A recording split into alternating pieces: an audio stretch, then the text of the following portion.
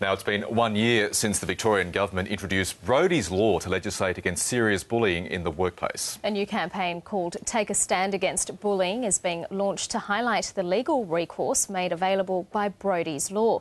Dr. Evelyn Field is a psychologist and spokeswoman for the campaign, and she joins us now in the studio. Good morning. Good morning. Now, for people who don't know, just explain Brodies Law and the tragic circumstances in which it came about.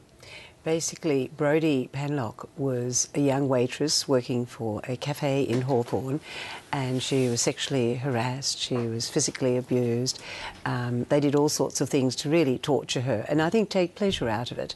And in the end, she couldn't cope and it took her life. And as a result, her parents have really encouraged the Victorian government to take a stand and to say that bullying like this is criminal.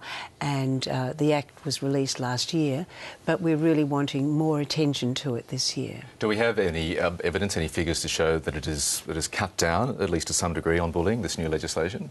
No, it certainly hasn't made a dint anywhere, and a lot of people still see bullying as physical violence, whereas in fact any form of psychological abuse or violence will cause as much brain damage as a physical assault. And so we have judges saying, oh, well, it was just a storm in a teacup, instead of saying, why is this person unable to ever work again? So I think there's a lot of misunderstanding about how it can really damage a person. So how does bullying take place at work? Because we hear a lot about bullying in the playground and bullying online. Yes, there's some similarities and there's some differences. Basically what happens is that you might be a good employee and you say to your boss, look, I think we should do it this way, or we've always done it that way, or something else that might threaten the boss. And the boss says, look, I want to be seen as competent, I don't want anyone to tell me I don't know my job, and they will start targeting them because they don't want to feel bad about themselves.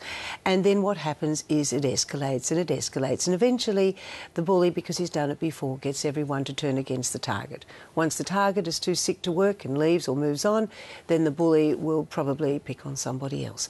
And the problem is really poor management. That's all it is. Are you worried some of the cases we've seen may only represent the tip of the iceberg here? Oh, I'm quite sure it is, because whenever I speak professionally, people will come up and say, oh, I think I was bullied, I didn't realise it.